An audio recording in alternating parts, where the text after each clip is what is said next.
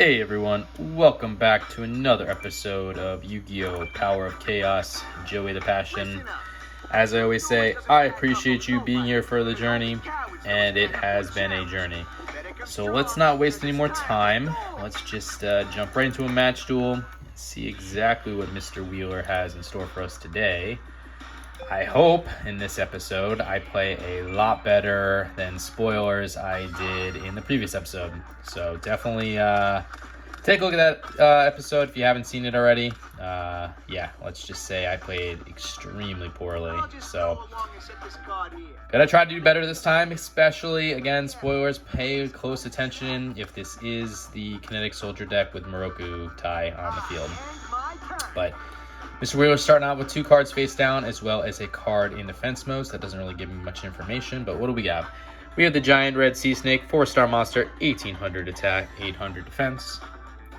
We have the Rock Spirit, which is a 4-star monster with 1700 attack and 1000 defense, with a special effect of this monster can only be special summoned by removing 1 Earth monster in your graveyard from play. Increase the attack of this monster by 300 points during your opponent's battle phase. Blast Sphere, 4-star monster with 1400 attack, 1400 defense, with a really good defensive effect of when your opponent attacks this monster in face-down defense position, this card is treated as an equipped card and is used to equip the attacking monster. Damage is not calculated. The equipped monster and this card are destroyed during your opponent's next standby phase. Your opponent then receives direct damage equal to the equipped monster's attack. We have the Harpy's Feather Duster. Destroy all your opponent's spell and trap cards on the field. I definitely need to be mindful of when I am not using this card, because this card is obviously very overpowered and I need it for certain cards like Gravity Vine if it is that deck we're dealing with. Penguin Soldier, 2-star monster with 750 attack and 500 defense, with a flip effect of you return up to 2 monster cards from the field to your owner's hand. And we have a staple of the Yu-Gi-Oh! Franchise, the Change of Heart. Select and control 1 opposing monster regardless of position on the field until the end of your turn. I'm wondering if I should just use Harpy's Feather Duster right now. One of those has to be Magic Jammer, right? Let's just see what deck we're dealing with first. Hold on to the Harpy's Feather Duster in case I need it. So we'll get the Giant Red Sea Snake on the field. And let's try to break through whatever this is. Alright, so it looks like we're dealing with the machine deck. So we attack and destroy the Oni T-Tank 34, 4-star monster with 1400 attack and 1700 defense. Honestly, I will take the machine deck at this point compared to, again, yesterday's video. This deck is not a pushover deck. It has some very, very powerful equipped spell cards that you have to deal with. It's like 7 completed and limiter removal. But as long as I can prevent Jinzo and the Cyber Tech Alligator getting on the field, I think I'll be in a decent spot. So we'll see, though. We'll end things there. Maybe one of these is Time Machine, and he has Jinzo in his hand, and he's about to bring forth Jinzo. But if he does, we have resources. No, okay, just Rocket Warrior coming onto the field, which is a pointless play by the AI because he's not going to get rid of my Giant Red Sea Snake. Yes, he lower my attack, but it doesn't do anything because you don't have another monster to destroy my Giant Red Sea Snake. So Rocket Warrior is a 4-star monster with 1500 attack, 1300 defense, with an effect of the effect this card can only be applied during your battle phase of your own turn. Any damage this monster takes is reduced to 0. Any monster attacked by this card has its attack reduced by 500 points until the end of the turn. So just drew a Magic Drain, which is that counter trap card that you can activate this card when your opponent activates his spell card. If your opponent cannot immediately discard 1 spell card from his or her hand, negate the activation of the spell card and destroy it. So let's throw that down.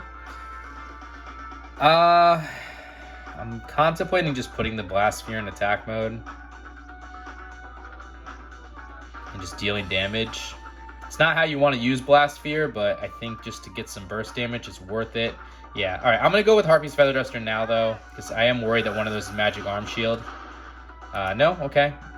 We got rid of the Magical Hats, which is a trap card that you can activate this card during your opponent's battle phase. Take 2 non-monster cards from your deck and select one of your monster cards on the field. Then shuffle your deck. Shuffle the 3 cards and set them on the field in face-down defense position. The 2 cards selected from your deck are treated as monsters with 0 attacks or defense and destroyed at the end of the battle phase. And I did just mention this other card when I was talking about the machine deck. It is Limiter Removal, which is a spell card that doubles the attack of all machine-type monsters that are on your side of the field when this card is activated. At the end of this turn, all monsters affected by this effect are destroyed. So that card can be very, very dangerous. Yeah, so I'll do what I just said. We'll get the Blast Sphere on the field. I could even take his Rocket Warrior with Change of Heart for one turn, but again, I don't want to give him back Rocket Warrior and he have Jinzo in his hand and get Jinzo on the field, so we'll just destroy it. And we'll use the Blast Sphere to deal some damage. So we're at 8,000, he's at 6,300. I do feel decent with Change of Heart and Penguin Soldier in my hand, just in case some big play is made by Mr. Wheeler here. He is summoning the Overdrive, which is a 4-star monster with 1,600 attack and 1,500 defense, so I will lose my Blast Sphere. But that's acceptable. Giant Red Sea Snake can deal with that Overdrive. Just got the Roku, which is a spell card that during your turn you can reduce the attack of one monster by half and add that amount to the attack of another monster on the field. So let's put the Penguin Soldier down defense mode. If he destroys it this upcoming turn, we can send whatever he has back to his hand and deal some free damage with the Giant Red Sea Snake. If he doesn't destroy it, we can do that trick where we flip the Penguin Soldier up, return one of his monsters, also return the Penguin Soldier to my hand, and just keep doing it until he decides not to. So not a bad play, I think, for the time being, and he doesn't have a monster at all. So he just played one card face down. Happy to see that. Perfect.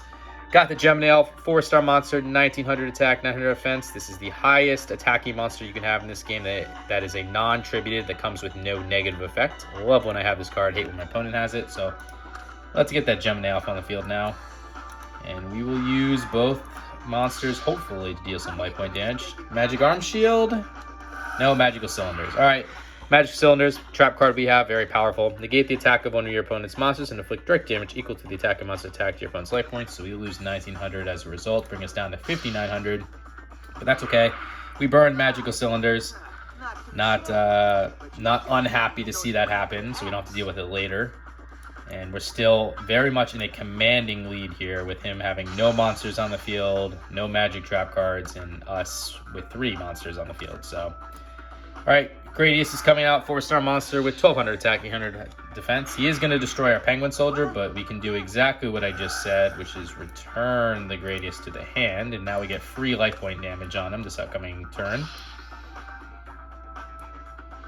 Hoping we draw a monster here. Nope, did not. Okay, so we got the Imperial Order, which is that continuous trap card that, as long as this card remains face up on the field, negate the effects of all spell cards. Pay 700 life points during each of your standby phases. If you cannot, this card is destroyed. Might as well just throw that down. And we will attack here.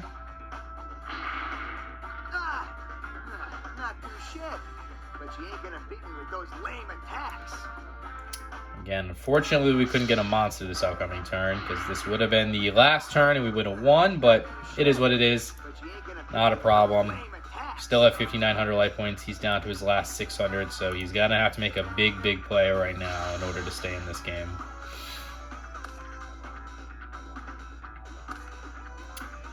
And that's not going to do it. That's probably Gradius. It could be a Blast Sphere or something, so we just got the Mystical Space Typhoon. That counter magic card destroys one spell trap on the field.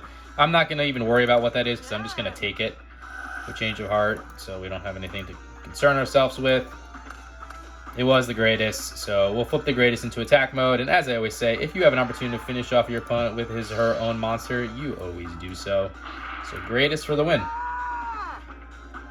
Alright, like I said, this deck, it's really just about avoiding Cybertech Alligator, Jinzo, and some of those equipped spell cards for the machines. I guess if you want to say Black Skull Dragon too as part of the Cyberstein strategy, but even that's not too horrible. So let's go into game 2 and see if we have just as much skill and luck. All right, what do we got? We got the Premature Burial. That's that magic card that you pay 800 life points, select one monster card from your graveyard, special summon it on the field and face-up attack position, equip it with this card. When this card is destroyed, this monster is also destroyed.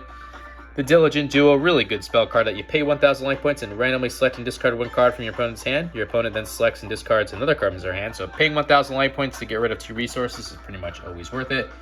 We got the Gemini Elf again. Call of the Haunted, that continuous trap card that you select one monster from your graveyard and special summon it in face-up attack position. When this card is destroyed or removed from the field, the summon monster is destroyed. If the summon monster is destroyed, this card is also destroyed. Zombra the Dark, 4-star monster, 2,100 attack, 500 defense. So over 1,900 attack and a non-tribute monster, negative effect. This is one of them. This card cannot attack a player directly. Each time this card destroys a monster in battle, decrease the attack of this card by 200 points. And a very, very powerful magic card, Snatch Steal. Take control of one of your opponent's face-up monsters. Your opponent gains 1,000 life points at each of his or her standby phases. So let's activate that Diligent Duo. Let's give up that 1,000 life points to get rid of 2 resources in his hand. All right, got rid of the Overdrive and the Time Machine, so happy to see that. Time Machine is a trap card that when one monster is sent to the graveyard or result of battle, you can return it to the field in the same position as a special summon. And we'll go with the Call of the Haunted down and the Gemini Elf in attack mode. I usually don't like playing the Gemini Elf right off the bat because I like to protect it, but between that and Zombra, I think it's a pretty easy choice with Zombra being a higher attacking monster. So he's just playing 1 card face down. Okay, we got another Gemini Elf. I will summon Zombra the Dark now, and hopefully Zombra has enough firepower here to break through whatever this is. It's probably a Blast Sphere, watch. I knew it. So we're going to lose 2,100 life points the upcoming turn, but get rid of the Blast Sphere, get rid of the one of the 3 that's in here. Yeah, what are you gonna do? What are you gonna do? There's nothing you can do. So at least we get that 1,900 life point damage to him. He's got no resources on the field in terms of monsters, so we're in a decent spot. Watch that be another Blast Sphere. He is playing another card. He's playing a monster in face down defense position as well as a card face down. Here comes the hit to me. Just got the Monster Reborn, another staple of the Yu-Gi-Oh! Franchise. Selecting 1 monster from either your opponent's or your own graveyard and place it on the field under your control in attack or defense position. Face up, it's considered a special summon. So let's get that other Gemini Elf on the field now. Watch this be Magical Arm Shield, and I lose both my monsters, but we'll see. Take this! I activate Magic Arm Shield!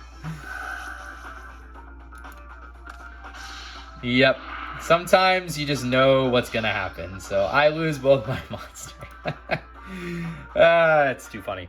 Magic Arm Shield is a trap card that you can activate this card when your opponent announces attack. Select one of your opponent's face-up monsters on the field and designate it as a target of the attack. So I used my own Gemini Elf to attack my own Gemini Elf, and I lose both my Gemini Elves. So that's okay. We do have Call of the Haunted, so if he does try to attack me this upcoming turn, I will bring back either Zombra or a Gemini Elf, and he won't be able to deal life point damage to me.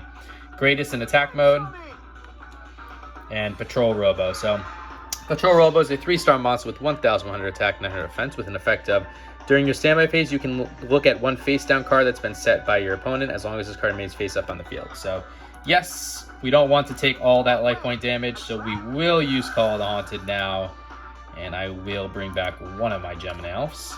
Well, can't be. I end my turn. Okay, we got the Dimensional Warrior, 4-star monster with 1,200 attack and 1,000 defense, with a really good effect of when this card attacks or is attacked, both this card and the opposing monster are removed from play and cannot return during the current duel. So I'm going to get that on the field. I don't want to attack these monsters with that, though, so I'm also going to use the Premature Burial. I'll pay that 800 life points, and we will get back our second Gemini Elf now.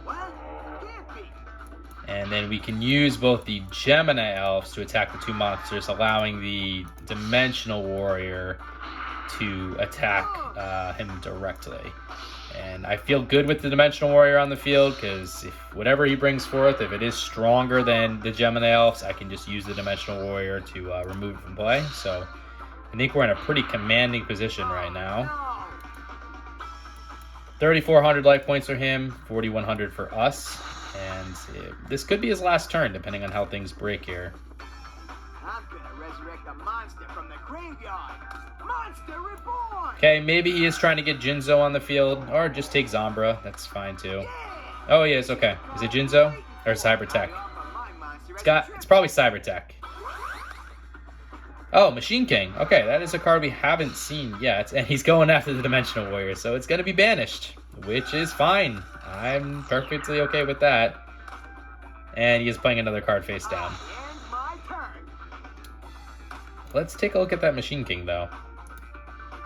So, Machine King is a 6-star monster, so 1 tribute, 2,200 attack, 2,000 defense, with an effect of increase the attack of this card by 1,000 points for each 100, not 1,000, 100 points for each face-up machine-type monster on the field. So, Machine King already it's a machine itself, so it starts off with 2300 attack. That's not bad for a 6-star monster. I mean, it's not the best, but I wish we had it because we don't have good tribute monsters. Island Turtle, 4-star monster, 1100 attack, 2000 defense. Yeah, we'll just summon that. I don't see why not. And unless that face down card is able to stop our attacks here, this will be game. And it does not look like he can. Not too shit, but you ain't gonna beat me with those lame attacks. And yeah, Gemini for the win. All right, cool. So a pretty fast 2 games here, and I do feel like we actually played well compared to yesterday's video. And now let's just hope for 3 new cards. Would love to see the triple win here. Let's see. All right. Sometimes you ask and you receive. So 3 new cards. Let's take a look at them. I don't think they're good cards in any stretch of the imagination, but it does help us to get our completion percentage up. So let's take a look. All right, we have Attack and Receive, which is a trap card that you can activate this card when you take damage to your life points. Inflict 700 points of direct damage to your opponent's life points. In addition, inflict 300 points of direct damage to your opponent's life points per card if there are additional Attack and Receive cards in your hand, in your graveyard. So just 700 points, and you could, yeah, it's not really worth it. You can cascade that, but that's fine. That's not kind of how this deck is working. We got the Flame Champion, which is a 5-star monster, so 1 tribute needed, 1900 attack, 1300 defense. If that was a 4-star monster, that'd be good, but no thank you. And last but not least, Jirochin Kawagata. So it's a 4-star monster with 1700 attack and 1000 defense. This card actually would have been good when we kind of first started off until probably like midway through the series when 1700 was good for us, but now we're at 1800 for basically monsters, if not higher, for non-tributed monsters with just basic attack, and so that's not good for us. But hey, again, it does get us closer to that completion percentage, so let's take a look at that now. We have 51.7%, 181 out of 350 cards. So anyway, guys, I hope you enjoyed this episode. If you did, consider liking, commenting, subscribing, all that fun stuff. You don't have to, but I would appreciate it if you did, as it lets me know you're enjoying the content. And until the next episode, later.